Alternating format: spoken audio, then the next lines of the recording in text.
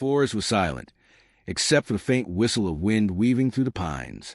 In a tiny wooden cabin, far from the world's noise, a man sat hunched over scraps of paper, his eyes burning with obsession. Each stroke of his pen seemed to carve madness deeper into the dimly lit room. The cabin smelled of gunpowder and old paper, the floor littered with wires, nails, and crude sketches of destruction. Outside, nature breathed an eerie peace, but inside, a storm brewed in human form. For years, people whispered about packages that arrived uninvited, boxes that held more than simple gifts. Once opened, they screamed with fire and steel, ripping through ordinary lives without mercy. No one knew where the horror would strike next. All they knew was that somewhere, a faceless phantom was building nightmares with his own hands, waiting for the perfect moment to send them out into the unsuspecting world. Story 1 the night was heavy with silence, broken only by the soft whisper of wind brushing through endless pine trees. Deep within the forest stood a small wooden cabin, forgotten by the modern world. Its crooked chimney released no smoke, its windows carried no light, and its door groaned with the weight of secrets long kept hidden. Inside, the air was suffocating, heavy with the smell of damp wood, gunpowder, and rusting metal. The man who lived there had built a life far away from humanity, choosing isolation as his companion. But the stillness of the forest did not mean peace. It meant preparation. On an uneven desk covered in scraps of yellow paper, strange diagrams sprawled across the surface. Pieces of wire, nails, and batteries lay scattered among tools, their sharp edges glinting faintly under the glow of a single lamp. Each object carried the weight of purpose, every detail carefully measured. The man's eyes burned with a strange hunger as his hands moved with precision, shaping death in silence. The forest may have seemed tranquil outside, but in the heart of that cabin, something dark was being born. Days slipped into nights as the cabin became a prison of obsession. The man's hands worked tirelessly, his mind consumed with plans that reached far beyond the wilderness. He studied each note, each design, each adjustment, as though guided by an invisible force urging him forward. The sound of bending metal, the hiss of solder, and the faint snap of wires filled the air, creating a rhythm of creation that grew more sinister with every passing hour. The cabin floor became littered with fragments, the remains of experiments that failed or had already served their purpose. Shadows from the lamp stretched long across the walls, making the room seem alive, pulsing with energy that should not exist in such isolation. What he was building was not just a machine. It was a message, one that would soon be delivered to unsuspecting hands. The thought alone kept him awake at night, as if the ticking of some invisible clock echoed in his skull, reminding him that the moment of release was drawing near. Far away from the cabin, life carried on with normalcy. People walked to their offices, received their mail, and carried packages inside their homes without a second thought. But among the ordinary brown boxes stacked on porches and desks, something far more dangerous hid in plain sight. The first explosions were sudden, violent, and left behind only confusion and smoke. No one could understand why such ordinary objects carried such extraordinary destruction. Authorities searched desperately for clues, but the source remained invisible. Somewhere, hidden behind the curtain of anonymity, a phantom was watching, waiting, and striking again. Fear began to spread quietly, taking root in the minds of strangers who wondered if the next package they touched would be their last. Panic slipped through the cracks of society like poison, unseen yet unforgettable. The man in the forest read about the chaos he created, each headline feeding the fire inside him, each report confirming that his plan was working. As the years passed, the terror deepened. His strikes were unpredictable, silent reminders that no one was truly safe. Investigators hunted for patterns, searching through fragments of twisted metal and scorched paper, but the trail always vanished into shadows. The man had mastered patience, letting months slip by between attacks, lulling the world into false comfort before striking again. Every package was crafted with meticulous care, every detail designed to conceal his presence. The faceless figure became legend, a name whispered with dread. The Unabomber. The myth of his identity only grew as the reality of his crimes expanded. People began to see monsters in every stranger, conspiracies in every shadow, and death in every delivery. Yet all the while in his cabin, the man sat in silence, sharpening his obsession, convinced that what he was doing was not madness but justice. The line between reason and insanity no longer existed. It had been erased by the pounding of his own heart against the quiet stillness of the woods. The end came not with a roar of explosion, but with the unraveling of secrecy. Years of searching led to a manifesto filled with the twisted logic of a brilliant but disturbed mind. It was here that the invisible phantom made himself visible, exposing the thoughts that drove him, the words that revealed his obsession. Investigators followed the trail, piece by piece, until the forest cabin no longer stood as a sanctuary, but as a trap closing in around its creator. The silence of the woods was shattered by heavy footsteps and the cold weight of handcuffs. The man who had haunted the nation for years was dragged into the light, no longer a phantom, but a frail figure whose eyes still burned with the fire of obsession. Yet even as the world celebrated his capture, the cabin remained behind, empty but alive with memories. Its walls had absorbed every moment of his madness, every whisper of metal striking metal, every silent promise of destruction. The forest swallowed the sound of his departure, but those who knew the story could never forget. For though the man was gone, the shadow of his work lingered, reminding all who heard his name that terror can be born in silence, grow in isolation, and walk unseen among ordinary lives, until it is too late. Story to the land was rich, covered in rolling fields and endless skies, but beneath the soil of Oklahoma lay a treasure that changed everything. The Osage Nation, once driven from their homes, had discovered oil on their land. Almost overnight, they became some of the wealthiest people in America. Mansions rose from the plains, fine cars rolled along dusty roads, and jewelry sparkled under the sun. Yet wealth rarely comes without shadows. In the silence of night, whispers began to spread, whispers of sudden deaths, unexplained illnesses, and tragedies that struck too often to be accidents. The land was not only dripping with oil, but with blood. The killings began quietly, almost invisible at first. A woman fell ill, her body wasting away as doctors shook their heads in confusion. A man was found dead along a lonely road, a single bullet buried in his skull. Houses burned in the darkness, leaving behind nothing but charred ruins and the scent of gasoline. Families that once celebrated their fortune now wept over graves, the dirt still fresh, the coffin still warm. Each loss seemed disconnected, a cruel twist of fate. But to those who looked closer, the pattern grew darker. One by one, members of the Osage Nation were being erased. The terror spread slowly, tightening its grip on the community. Neighbors looked at each other with suspicion, unsure who might be next. Some carried fear in their eyes, while others carried secrets too heavy to confess. Behind closed doors, alliances formed. Men in suits shook hands in the dim light of offices, discussing inheritances and wills with cold precision. The deaths were not random. They were calculated, each one paving the way for fortune to slip into new hands. The killers moved quietly, hidden behind masks of friendship and respectability, poisoning trust as easily as they poisoned food.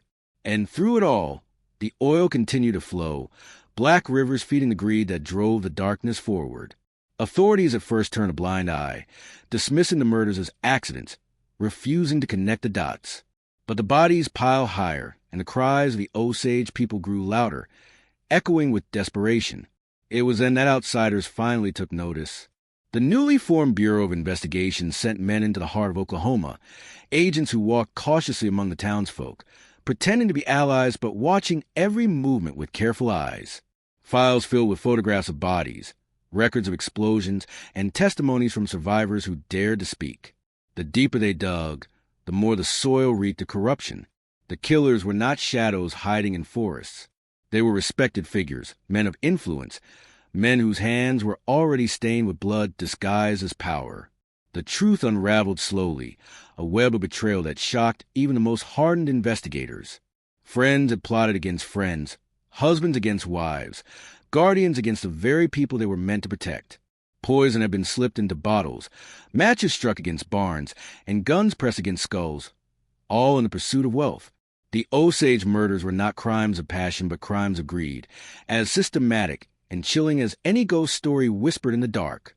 When the final arrests were made and the killers were dragged from their thrones of respectability, the community could finally breathe, but the air remained thick with dread. The soil itself seemed cursed, carrying the memory of every innocent life stolen. Even as justice was served, the land remained haunted, not by spirits from another world, but by the greed of men who walked among them, smiling as they carved death into history. Story 3: the city slept under a thin veil of fog, streetlights glowing dim through the heavy air. Somewhere along the quiet roads of California, a figure moved in silence. He was patient, watching, choosing, waiting for the right moment. His victims never saw him coming. A sudden flash, the crack of a weapon, and then silence heavier than before. Yet the violence itself was only half of the terror. The true horror came afterward, in the messages he left behind. Letters arrived at newsrooms, scrawled in strange symbols, as if written by a mind that wanted to be known yet never caught. The press called him the Zodiac, and his name soon spread like a plague through every household in the state. The killings did not follow a single pattern. Lovers parked by riversides were attacked without warning, their nights of quiet romance shattered by screams. Drivers pulled over on lonely roads, only to find their last moments swallowed by fear. The Zodiac never lingered. He disappeared into the night as though swallowed by the earth itself. But his presence remained in the cruel taunts he sent afterward, mocking the police, boasting of the lives he had taken. Each letter was another wound cut into the heart of the city, a reminder that a ghost was hunting them, a ghost that walked with flesh and blood, yet moved like shadow. Investigators scrambled to decode the cryptic messages, desperate to break the ciphers that promised to reveal his identity. The codes were complex, strange patterns that seemed to laugh at anyone who tried to read them. One was solved, but it revealed not a name, only twisted confessions that chilled the blood of anyone who read them. Each time a letter arrived, it was like hearing a knock at the door from something you couldn't see, something that could already be standing behind you. Panic spread in waves, from the foggy hills to the crowded streets, until every stranger's glance carried suspicion. People began locking their doors earlier, checking their rear-view mirrors more often, and wondering if the man walking behind them on the sidewalk was more than just another passerby. But fear did not stop him. More letters came, more victims fell, and each attack only deepened the nightmare. The Zodiac threatened entire cities, claiming he would strike school buses and fire into crowds, though no one could ever predict if his words were truth or lies. Police stations overflowed with leads, suspects, and false trails, but the answers slipped through their fingers like smoke. He was always just beyond their reach, a step ahead, a whisper too faint to capture. The press kept his name alive, and his legend grew larger than his crimes, feeding on the very fear he had planted. He was not just a killer, but an idea, a shadow that lived in every unlit corner. Every knock on the door at night, every unmarked envelope dropped through a slot. Years passed, but the shadow never faded. Suspects were named, questioned, and released, each one carrying fragments of suspicion, but never the full truth. The Zodiac had woven himself into history so completely that even time could not erase him. His ciphers remained unsolved, his identity locked away in silence, and his mocking words etched into the memory of those who dared to hunt him. The killings ended, or perhaps only paused, but the terror he created lingered long after the bodies were buried. The horror of the Zodiac was not only in the blood he spilled, but in the mystery he left behind, a puzzle that no one could complete. And so, even today, his story stands like a shadow stretching across decades, reminding the world that sometimes the most chilling monsters are the ones who walk unseen, leaving only their laughter behind. Story for the city streets of Milwaukee looked ordinary on the surface, but within a quiet apartment building, something far darker than anyone could imagine was taking shape. Behind the door of a modest unit, the air carried an unnatural stench, a heavy mix of decay and chemicals. Neighbors complained of strange smells, yet brushed them off as spoiled food or plumbing issues. But inside, the reality was unspeakable. Jeffrey Dahmer lived in that apartment, a man whose calm demeanor masked an obsession so disturbing that it would one day be remembered as one of the most horrifying true stories in American history. The story began with charm and deception. Strangers met him in bars, on sidewalks, or during late nights when the city was half asleep. He seemed quiet, almost harmless, and his soft voice never betrayed the storm within. But once they crossed the threshold of his apartment, they never returned. The door closed, and the walls became witnesses to acts that twisted the very idea of humanity. His fascination with control grew into rituals of unimaginable violence, each one more chilling than the last. What took place in that dimly lit apartment was not simply murder. It was a creation of nightmares given flesh. For a time, no one knew the truth. The city carried on, unaware of the predator who lived among them. Police visited the building on more than one occasion, sometimes even speaking to him directly, yet walking away convinced that nothing was wrong. The facade of normalcy was his greatest weapon. He worked quietly, blending into crowds, shopping at local stores, and returning home with bags that carried more than groceries. Inside the apartment, trophies of his crimes began to pile up, hidden in freezers, boxes, and jars. The silence of those rooms was deafening, broken only by the hum of the refrigerator, as though the apartment itself had become a prison for unspeakable horrors. The truth surfaced in fragments, like cracks spreading across a wall that could no longer hold its weight. A neighbor noticed the smells again, stronger and more unnatural than ever before. Rumors began to circulate, stories of strange noises, of men who entered the building and were never seen again. Fear spread quietly through the hallways. Yet still, the truth seemed too monstrous to believe. It was only when one victim escaped, running to the streets in terror, that the facade finally shattered. Police followed the survivor back to the apartment, unaware of what they were about to uncover. The moment the door opened, the nightmare revealed itself. Photographs of victims, dismembered remains, and a freezer filled with pieces no human should ever touch stood as silent witnesses to his atrocities. The officers froze in disbelief, unable to comprehend the scale of what they had found. The apartment was not a home but a graveyard, a museum of horror built by a man whose smile had hidden a world of death. Jeffrey Dahmer was arrested, his secrets dragged into the light for the world to see. Yet the chilling truth lingered long after he was taken away. The walls of that apartment had absorbed the darkness, carrying echoes of screams that could never be silenced.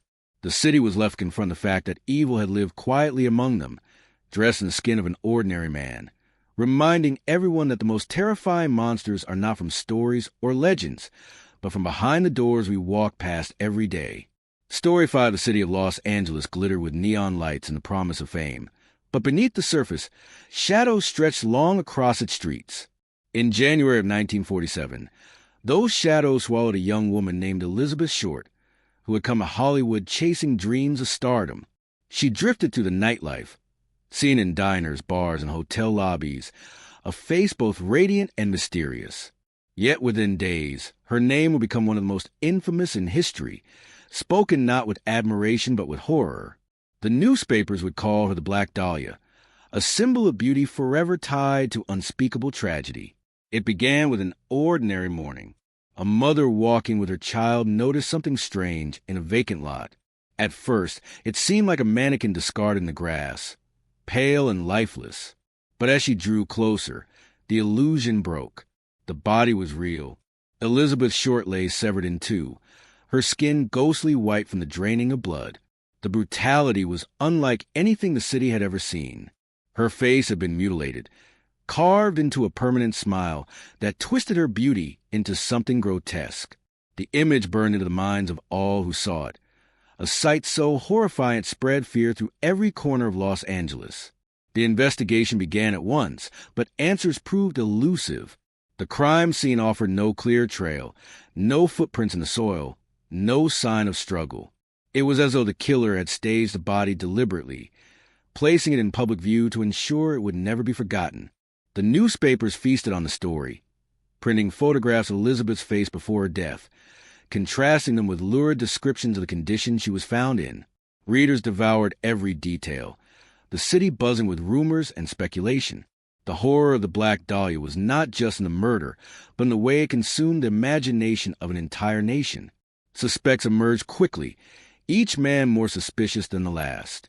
Doctors, actors, soldiers, and strangers were pulled in for questioning, their names printed in bold headlines. Yet each lead dissolved into nothing, leaving the police frustrated and the public restless. Elizabeth's past was examined under a cruel spotlight. Every friendship, every love affair, every whispered secret twisted into theories about who might have wanted her dead. The line between truth and rumor blurred, but the brutality of the crime remained undeniable. Whoever had killed her had done so with precision, with a coldness that suggested not passion but calculation. The mutilation was not random. It was deliberate, almost ritualistic. As weeks turned into months, the trail grew colder. Letters and phone calls taunted the police, some claiming to be from the killer himself, others cruel hoaxes feeding on the chaos. The city lived in paranoia, the idea that a monster still walked among them, gnawing at every heart. The case became one of the largest investigations in Los Angeles history, yet it brought no closure.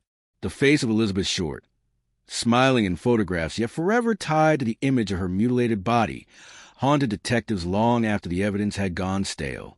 The Black Dahlia's murder remained unsolved, a puzzle with missing pieces that time itself could not restore. And so her name lived on, whispered in fear and fascination. Her story a reminder that beneath the bright lights of Hollywood, darkness waits with a patience more terrifying than any ghost. Story 6, the small town of Plainfield, Wisconsin, seemed ordinary, a quiet rural community surrounded by farmland and silence. But in the late 1940s and 1950s, something unspeakable was festering within its borders. At the heart of the town lived Ed Gain, a reclusive farmer whose behavior had always been strange, yet never enough to draw true suspicion. He was a man marked by loneliness, bound to the memories of his strict and domineering mother who had filled his mind with twisted notions of morality.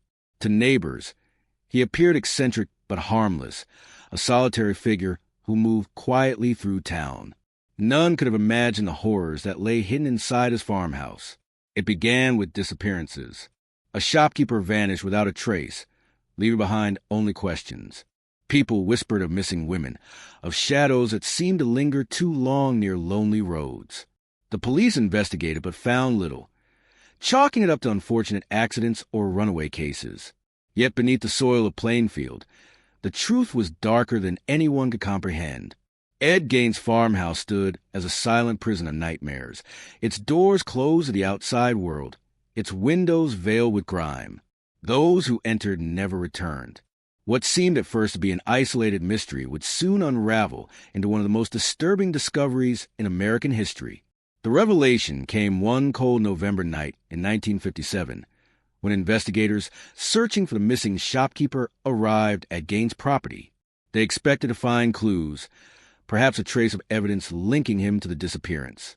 What they found instead defied imagination.